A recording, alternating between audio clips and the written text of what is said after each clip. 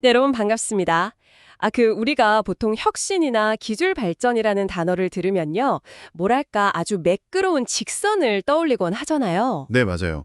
보통은 그렇게 생각하죠. 예, 예전에는 엄청 묵직한 플로피 디스크를 쓰다가 조그만 USB로 넘어가고 이제는 아예 형태도 없는 클라우드에 모든 걸 다 저장하는 것처럼요.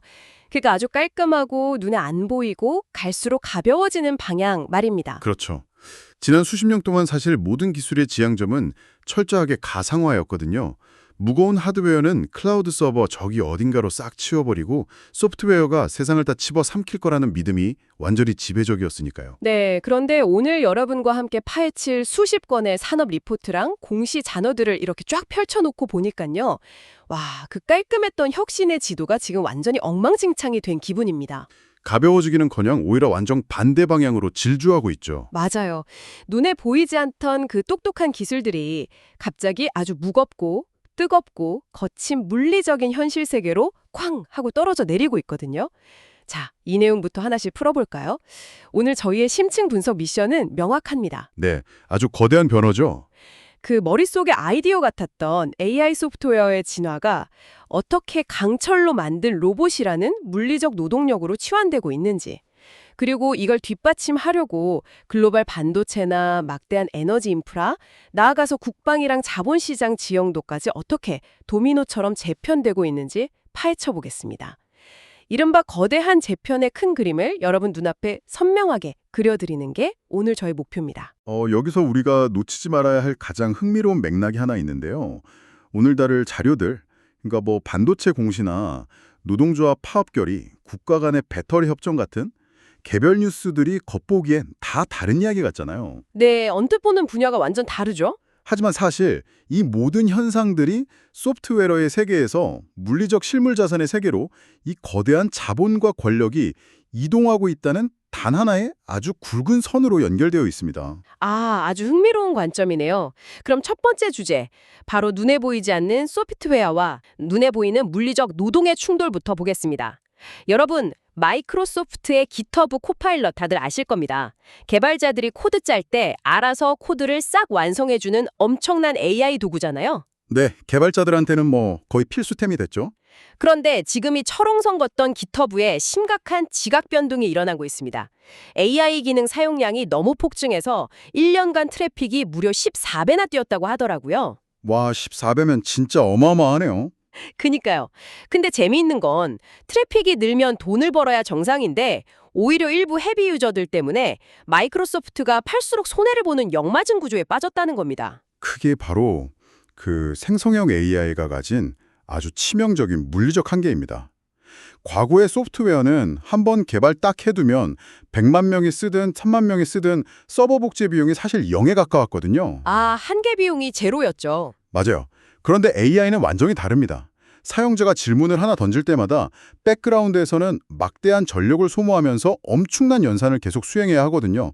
즉, 구독료로 받는 돈보다 그 AI를 실행하는 물리적 인프라 비용이 더 들어가는 겁니다. 배보다 배꼽이 더 커진 거네요? 그렇죠. 여기에 더해서 GitHub 내부에서 막 코드 저장이 먹통이 되거나 해킹 같은 신뢰도 훼손 이슈까지 겹치면서 시장의 판도가 아주 크게 흔들리고 있습니다. 바로 그 빈틈을 확 치고 올라온 게 커서라는 기업이잖아요.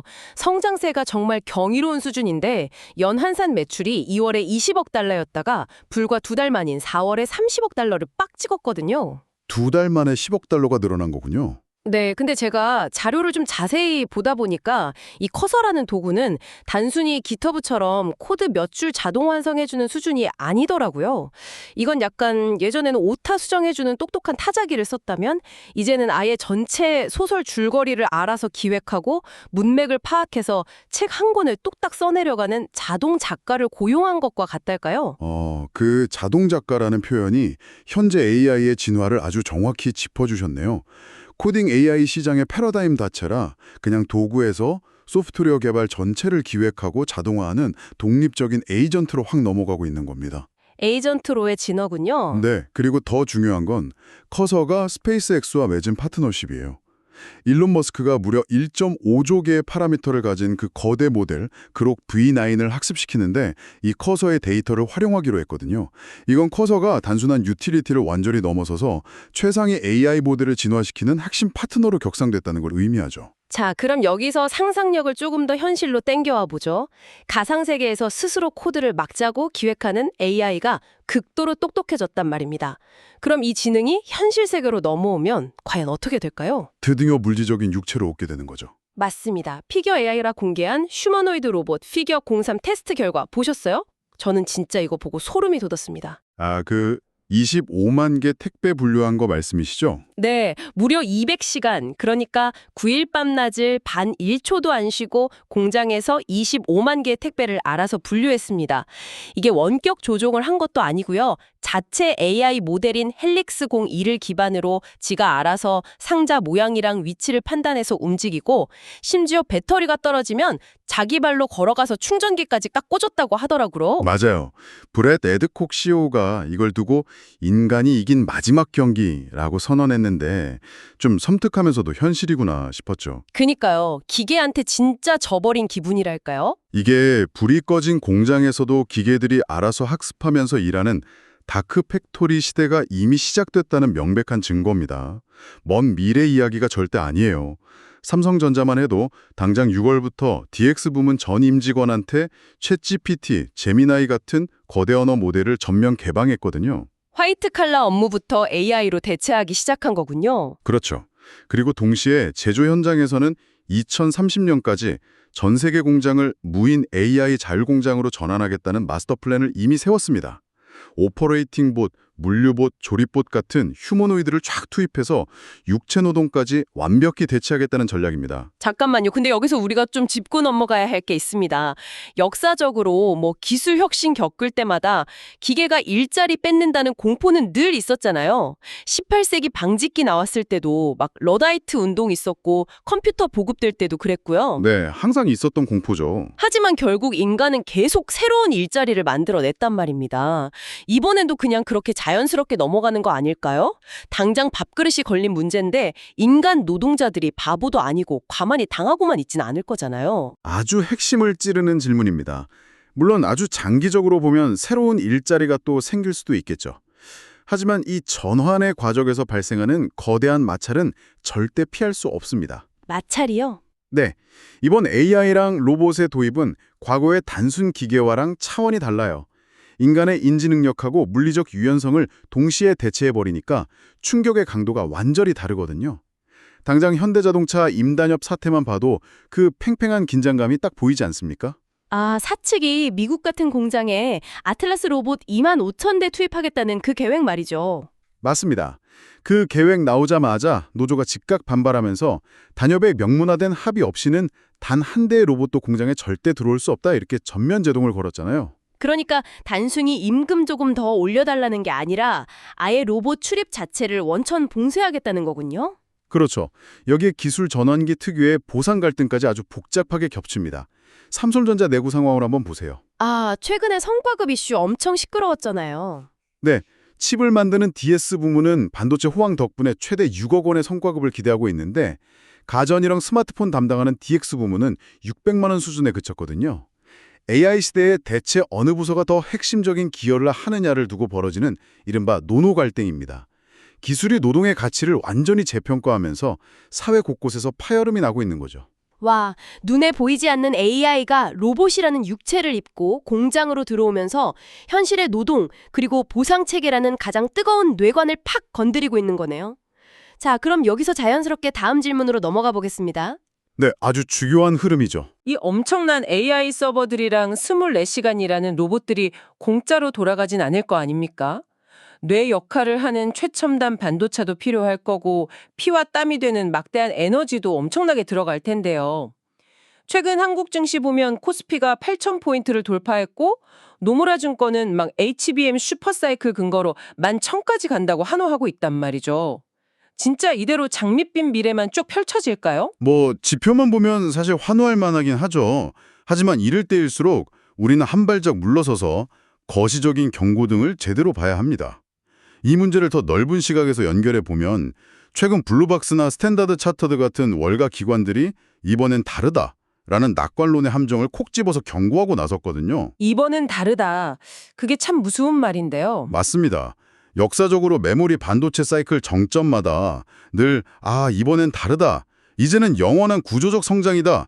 이런 말이 나왔는데 역설적이게도 그 환호성이 빵 터져 나올 때가 항상 업황이 꺾이는 신호였다는 걸 명심해야 됩니다. 확실히 최근에 자본 쏠림 현상 보면 좀 무서울 정도이긴 해요. 근데 한국 반도체나 부품 기업들이 막 내놓고 있는 실적이랑 수주 공시 같은 걸 하나하나 뜯어보면 이게 단순한 거품만은 아니라는 생각이 들더라고요. 네, 실체가 분명히 있죠. 그러니까 단순히 칩 하나 더 잘 만드는 걸 넘어서 거대한 인프라 생태계가 구축되고 있거든요. 예를 들어 이 AI 서버들이 전기를 진짜 어마어마하게 먹고 엄청난 열을 뿜어내잖아요. 이거 견디려면 기존 부품으로는 어림도 없죠. 그래서 심택은 엔비디아 칩 구조에 맞춰서 데이터 빽빽하게 처리하는 SOCM 기판 공급하고 있고요. 맞아요. 삼성전기나 아모텍 같은 기업들도 AI 서버랑 광 네트워킹에 거친 전류를 안정적으로 막아주는 특수 MLCC를 진짜 미친 듯이 증설하고 있죠. 대덕전자도 고성능 FCBGA 기판으로 넘어가고 있고요. 거기에 솔브레인 같은 곳은 삼성 최신 GAA 공정에 필수적인 에천트 거의 독점하고 있잖아요. 로봇 관절마다 신호 전달해야 하니까 BH 같은 회사는 로봇용 FCB로 폭발적으로 진출하고 있고요. 유니테스트도 HBM 포용 버닌 테스터 공급하고 네페스아크는 600억 넘게 테스트 설비 투자하고 예스티도 장비 납품하고 정말 전방위적인 낙수효과죠. 성호전자도 CPU 장비 뛰어들고 IS 동소는 폐배터리 단지까지 구축 중입니다. 와, 진짜 숨차네요. 이렇게 촘촘한 K반도체 밸류체인 수혜가 쏟아지고 있는데 그럼 완벽한 거 아닙니까? 그런데 이렇게 화려한 생태계에도 아주 치명적인 맹점이 하나 숨어 있습니다. 바로 차량용 반도체 시장이에요. 자동차 쪽이요? 네, 자동차가 이제 단순한 이동수단이 아니라 거대한 굴러다니는 AI 로봇으로 진화하고 있잖아요. 그런데 이 핵심 시장에서 한국의 존재감이 너무 얕습니다. 미국 마이크론이 절반이 넘는 51.7%를 장악하고 있는데 삼성하고 SK하이닉스 합산 점유율이 20%도 채 안 되거든요. 그건 진짜 뼈아픈 대목이네요. 게다가 중국 추격도 상상을 초월하잖아요. 미국의 제재로 완전히 끝난 줄 알았던 화웨이가 하이실리콘 통해서 ASML 최첨단 EUV 장비 없이도 2031년에 1.4나노 칩을 양산하겠다고 선언해버렸습니다. 네, 자체 로직 폴딩 기술을 쓴다는 거죠. 그러니까요. 물리적인 장비 한계를 그냥 칩 구조를 접어버리는 설계 기술로 극복하겠다는 건데 이 소식 하나로 파트너사인 SMIC 주가가 폭등했잖아요. 바로 여기서 우리가 그 전 골드만삭스 원자재 수장이었던 제프 커리의 아주 날카로운 통찰을 꼽씹어 봐야 합니다. 이 사람이 시장을 향해서 트윗을 팔고 실물을 사라 이렇게 경고했거든요. 트윗을 팔고 실물을 사라. 그러니까 말뿐인 가상 소프트웨어 같은 거에 투자하지 말고 당장 만질 수 있는 실물 원자재에 집중하라는 뜻인가요? 정확합니다. AI라는 거대한 환상에 다들 취해서 소프트웨어인 비트만 쳐다보고 있는데 사실 AI가 현실에서 제대로 작동하려면 결국 하드웨어란 자원, 즉 원자가 필요하다는 겁니다. 코드는 무한대로 복사할 수 있지만 전선 만드는 구리나 서버 돌리는 석유는 복사할 수가 없잖아요. 완전 물리적인 한계에 부딪히는 거네요. 네, 지금 당장 글로벌 석유 재고가 매주 1,700만 배럴씩 증발하면서 아시아는 운영 하한치에 도달해버렸고요. 구리 가격은 연일 사상 최고치 경신 중입니다. 디트로이트 자동차 공장은 도어에 들어가는 아주 작은 실물 부품 하나만 없어도 공장 전체가 셧다운되거든요. 와, 상상만 해도 끔찍하네요. 과거처럼 그냥 가격이 비싸서 문제인 희소성의 시대가 아니라 아예 돈을 줘도 살 물건이 없는 절대적 부재의 공포가 시장을 덮치고 있는 겁니다. 세상에. 전기가 없고 구리가 없으면 그 수조 원장이 AI 데이터 센터도 진짜 그냥 거대한 고철 덩어리에 불과하겠네요. 한국은행이 그 고유가랑 인플레이션 압박 때문에 이르면 7월에 기준금리를 3.0%까지 올릴 거라는 전망도 결국 이 실물에너지 부족 현상이랑 직결되는 문제군요. 당연히 다 연결된 거죠. 그래서 이제 국가 차원의 인프라 대응도 굉장히 긴박해 보입니다. 한국 정부가 당장 2030년까지 태양광을 87기가와트로 대폭 물리는 1차 재생에너지 기본계획을 발표했잖아요. 생존을 위한 완전 필수적인 조치입니다. AI 전력 수요 감당하려면 에너지 인프라 전체를 뜯어 고쳐야 하니까요. 이런 거대한 판의 변화 속에서 기업들도 엄청 기민하게 움직이고 있습니다. 한화솔루션이나 한화엔진 같은 곳들이 에너지 솔루션으로 부상하고 있고요. 특히 OCI 홀딩스는 스페이스X 텍사스 공장이랑 폴리실리콘 공급 교섭을 진행 중입니다. 잠깐만요. 스페이스X가 왜 태양광 패널에 들어가는 폴리실리콘을 필요로 하죠? 우주선에 막 덮어 씌우려고 그러는 건가요? 아주 예리한 포인트입니다. 스페이스X가 구축하려는 우주 인프라나 아주 외딴 지역의 대규모 데이터 센터는 전력망이 아예 안 닿잖아요. 그래서 자체적인 초대형 태양광 발전이 필수적이거든요. 아, 혼자 전기를 만들어야 하니까? 맞아요. 그리고 우주 환경의 방사선을 견디고 극한의 효율을 내려면 일반 범용 소재가 아니라 불순물이 0에 가까운 초고순도 폴리실리콘이 필요한데 OCI가 바로 그 기술력을 딱 보유하고 있는 거죠. 단순한 태양광 소재가 우주랑 AI 전력망의 아주 핵심 기초자산으로 격상돼 버린 겁니다. 실물 원자재의 가치가 그렇게 재평가되는 거군요. 다른 인프라 기업들도 다 마찬가지겠네요. 뭐 두산 퓨얼셀이 데이터 센터 전력용으로 PAFC 연료전지 뚫고 있는 거나 전력 실현화를 LS 마린 솔루션의 해저 케이블 역량, 그리고 성일 하이텍이 폐배터리에서 희귀금속 뽑아내는 그 블랙매스 사업으로 흑자 전환한 것도 그렇고요. 네, 기후부가 주도해서 반도체 공정에 들어가는 초순수를 테크로스 워터 앤에너지 통해서 90% 국산화하려는 프로젝트도 마찬가지죠. 와, 이 모든 게 결국 모자란 실물 원자재랑 에너지를 어떻게든 악착같이 확보하려는 국가적인 발버둥이네요. 네, 그렇습니다. 그리고 여기서 자연스럽게 세 번째 주제로 넘어갈 수 있는데요. 실물 자원이 절대적으로 부족해지고 에너지가 곧 무기가 되는 세상에서는 모든 국가가 이타심을 완전히 버립니다. 오로지 자국 중심의 지정학적 자강 전략, 즉 글로벌 공급망의 아주 철저한 블록화 현상이 나타나는 거죠. 그 쉽게 말해서 내 코가 석자니까 남의 나라 눈치 안 보고 우리끼리 어떻게든 살게 찾겠다 이거군요. 당장 미국부터가 중국 배터리 특허망 무력화시키려고 지금 혈안이 되어 있잖아요. 맞습니다. 전기차 대세가 된 LFP 배터리가 가격 싸고 안전한데 치명적이게도 중국이 그 핵심 특허를 꽉 쥐고 있거든요. 미국 입장에서는 완전 목줄 잡힌 꼴이네요. 그렇죠. 그래서 미국이 꺼내든 카드가 바로 중국 특허를 싹 우회하는 4세대 LFP, 그리고 거기에 만간을 추가해서 에너지 밀도를 대폭 높인 LMFP 배터리 독자 공급망 구축입니다.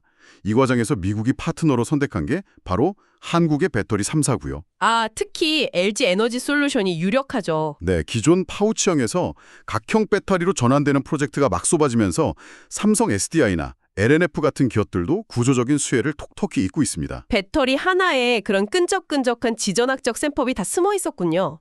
그런데 이런 각자 도생의 흐름은 유럽도 만만치 않은 것 같던데요. 유럽 상황은 훨씬 더 절박하죠. 과거에는 안보나 에너지를 사실상 전적으로 미국에 의존했는데 이제는 스스로 지키겠다면서 전례 없는 자립을 선언했습니다. 무려 2조 유로 규모의 단연간 재정 프레임워크를 제안했는데 목표가 딱 세 가지예요. 2조 유로면 돈이 얼마입니까 도대체? 세 가지 목표가 뭐죠? 국방 지출 확대, 에너지 자립 가속, 그리고 이걸 뒷받침할 막대한 자금 조달을 위한 자본시장 통합입니다. 파편화되어 있던 유럽이 생존을 위해서 공동의 지갑과 무력을 막 갖추기 시작한 겁니다. 그렇다면 한국은 어떤가요? 수출로 먹고 사는 우리나라가 이런 무한 경쟁 시대에 대체 어떻게 국가 안보랑 산업을 방어하고 있는지 진짜 궁금합니다. 그래서 K방산이랑 우주산업의 약진을 우리가 주목해야 합니다. 최근 국방부가 무려 30년 수건 사업이던 장보고 N 사업을 공식화했거든요. 아, 장보고 N 사업이요? 네, 바로 한국형 핵추진 잠수함 개발 프로젝트입니다. 네, 핵잠수함이요? 아니, 우리가 독자적으로 건조를 한다고요? 네, 2030년대 중반 진수를 목표로 하고 있습니다. 여기서 아주 중요한 포인트가 저농축 우라늄을 사용한다는 점이에요. 무기급 고농축 우라늄이 아니니까 국제 핵 비확산 조약 제약을 살짝 피하면서도 한 번 연료 주입하면 물 위로 올라올 필요 없이 무한대에 가까운 자망작전이 가능해지는 거죠. 와, 이건 단순한 배가 아니네요. 맞아요. 대한민국의 해양 안보와 억지력 판도를 근본적으로 바꿔버리는 완전한 게임 체인저입니다. 세상에, 우리 기술로 핵잠수함을. 그럼 이걸 뒷받침하는 방산기업들 움직임도 장난 아니겠는데요? 이미 파이프라인이 맹렬하게 가동 중입니다. 당장 한화오션은 최대 60조 원 규모로 추산되는 캐나다 잠수함 사업 수주 발표 눈앞에 두고 있고요. LIG 넥스원, 그러니까 LIG 디펜스 앤 에어로스페이스는 해공, 비공 같은 정밀 유도 무기나 잠수함용 소나 시스템 해외 수출을 공격적으로 막 확장하고 있죠. 바다뿐만 아니라 하늘도 난리잖아요. 그렇죠. 한국항공우주 KAI가 KF-21 전투기 양산 시작하면서 인도네시아나 UAE 쪽으로 거대한 수출 모멘텀 준비하고 있습니다. 우주 쪽으로 눈을 돌려보면 그린광학 같은 기업이 스페이스빔이랑 같이 달 탐사용 심우주 광통신 탑재체 개발하면서 독자적인 통신망 구축하고 있고요. 조선 수주 호황 덕분에 사명 엠텍 같은 튼튼한 기자재 업체들까지 동반 성장하고 있다던데 진짜 국가적 자강 전략이 산업 생태계 전반을 확 끌어올리고 있네요. 네, 무섭도록 거대한 움직임이죠. 자, 그럼 이제 마지막으로 살펴볼 주제입니다.